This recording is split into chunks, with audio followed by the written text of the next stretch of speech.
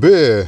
Nyt tulee vähän erilainen sähköautovideo, nimittäin nyt tulee sähköauton myyntivideo. Vakuutukset kesäautoille, käyttöautoille, lapsille, kodille ja kaikille muulle tärkeälle osoitteesta pohjantähti.fi/Keski-Suomi.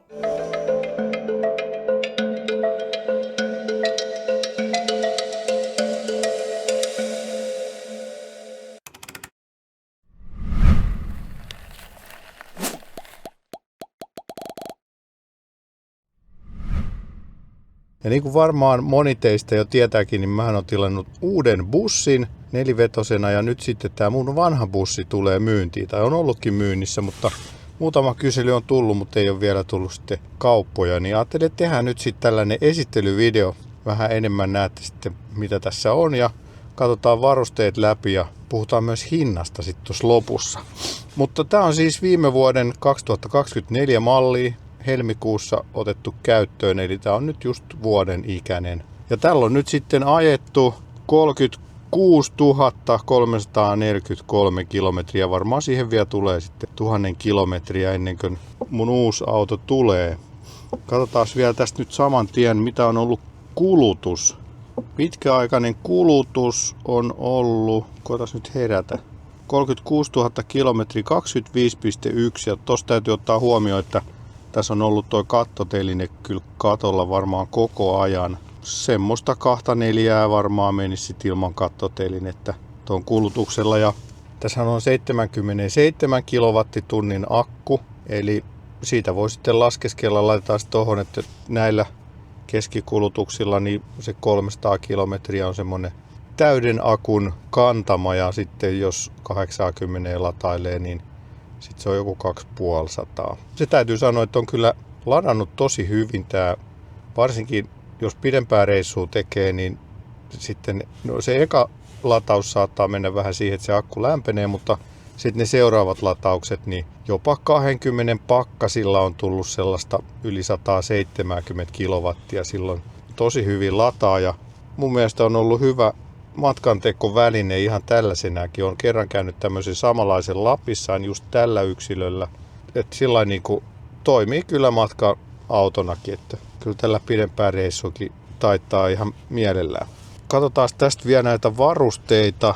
Niin tässähän on nyt sitten tämä, mikähän se nyt on, onko se Pilot Assistant, mutta siis tämä tavallaan niin kuin autopilotti, eli täältä voi sitten, eli muuttuva ajonopeussäädin, eli ACC.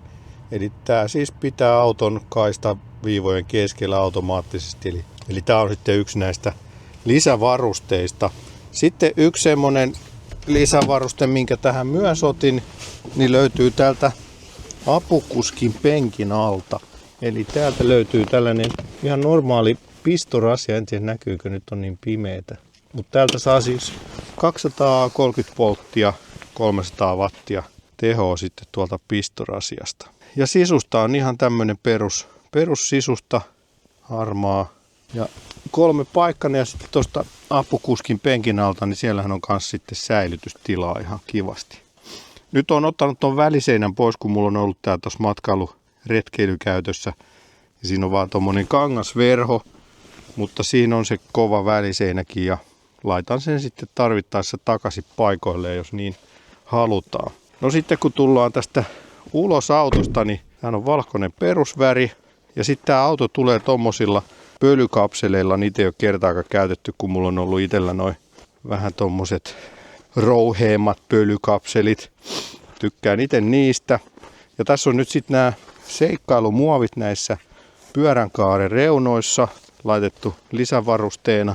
Ne on ollut ihan hyvät ja pysynyt hyvin paikoillaan. Ja sitten näitä lisävarusteita muuten, niin nämä ikkunasyvennykset teipattu mustaksi nyt sitten tästä kyljestä ja myös sitten nämä ikkunat on lisätty tähän autoon molemmin puolin. On mukavampi sitten retkeillä. Keulassa ei oikeastaan mitään tuunauksia näy, että tämä on ihan sellainen kuin se on tehtaalta ollut. Sitten kattoteline on lisävaruste, niistä voidaan sitten sopia erikseen jos halutaan. Mulla on siellä kattotelineellä sitten tuo aurinkopaneeli ja tuommoinen markiisi tossa. Mutta mielelläni otan ne siihen uuteen autoon, mutta jos joku välttämättä haluaa, niin voidaan sitten niistäkin sopia.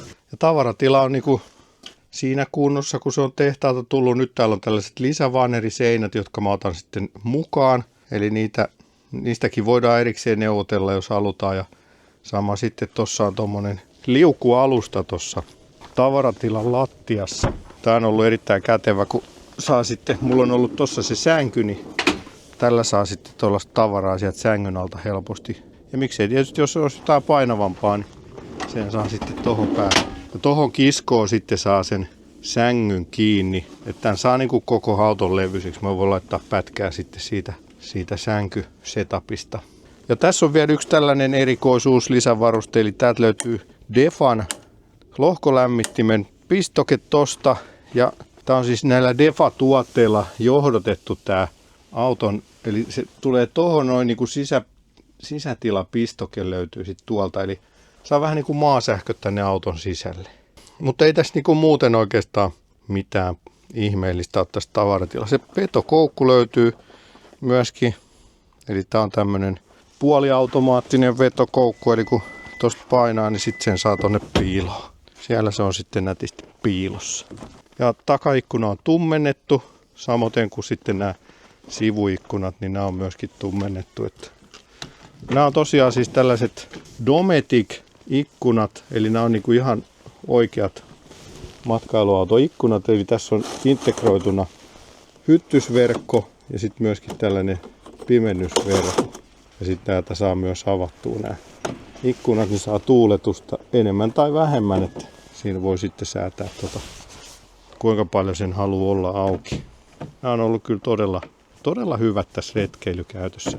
Mulla on tulossa siihen vähän erilaiset ikkunat nyt sitten siihen uuteen bussiin. Ne ei ole ihan yhtä hyvät retkeilykäytössä, mutta ne on ehkä vähän tyylikkäämmät kuin nämä. Eli tähänkin voi sitten, jos tämä nyt niin kuin ulkonäkö häiritsee, niin tuohon pystyy laittaa sitten jälkikäteen vähän niin kuin sellaiset originaalit ikkunat, joko avattavat tai umpinaiset.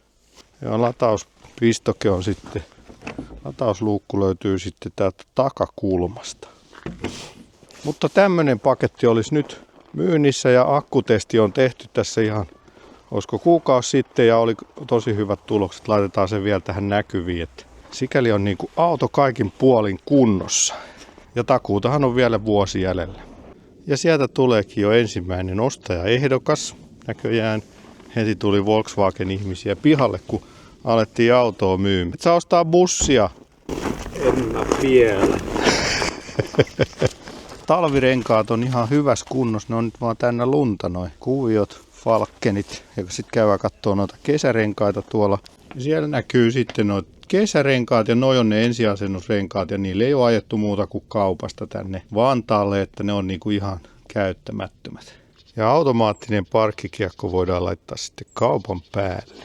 Ja hintaa mä oon sitten ajatellut 45 000 euroa tälle paketille ilman noita lisävarusteita. Eli tähän jää oikeastaan sitten noit jälkiasennetut lisävarusteet on sitten noin seikkailumuovit noihin pyöränkaariin ja sitten noin tummennetut ikkunasyvennykset, tietysti ikkunatummennukset ja noin retkeilyikkunat jää sitten tuohon paikalle, mutta kaikki muut meinasin viedä sitten mennessäni. Jos ei sitten ostaja välttämättä halua, niin voidaan tietysti sopia kaikesta muustakin hintaa, mutta ne tulisi sitten siihen päälle. Joo, ei musta näköjään tule autokauppiasta, kun mä unohdan kertoa puolet näistä varusteista, niin katsotaan nyt vielä. Eli vielä tuosta akkukoosta, eli se on 82 kilowattituntia, on se brutto ja netto 77. Ja nykyään tätä myydään myös pienemmällä 59 kilowattitunnin akulla, mutta tämä on siis se suurempi akkukoko takavetoseen, mitä nyt on saatavilla. Ja teho on siis 204 hevosvoimaa, varsin ripeä laite kyllä,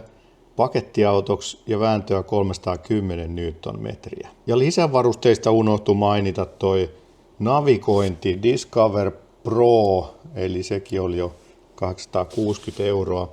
Ja sitten sivun verhoilupaneelit tavaratilassa kovalevyä, nekin oli siinä vielä.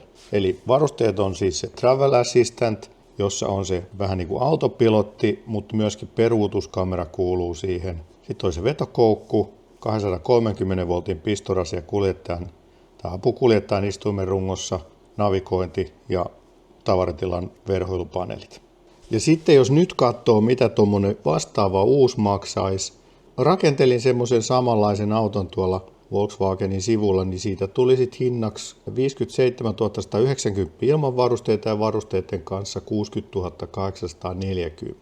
Eli nyt olisi niin kuin mahdollisuus säästää siinä reilu 15 000 euroa sitten. Pitää muistaa, että tämä on alvillinen auto, eli yrityksille tämä on hyvä kauppa, niin saa sitten ne alvitkin vähennettyä vielä. Mutta kun nyt tässä oli näin paljon virheitä ja kun jaksoit katsoa tänne asti, niin mä lasken sitä hintaa vielä 44 900 euroa. Sitten se veroton hinta on 35 776 euroa. Vähennettävä alvi on silloin 9 123 euroa. Niin ei pitäisi olla paha hinta sitten yrityksille enää. Kuitenkin vielä on vuosi takuuta jäljellä ja on kyllä ollut täysin vikavapaa yksilö. Näissä on joissain, kun on kuullut, että on ollut kaikenlaista pikkujuttua, mutta tässä ei ole kyllä ollut mitään tuommoista.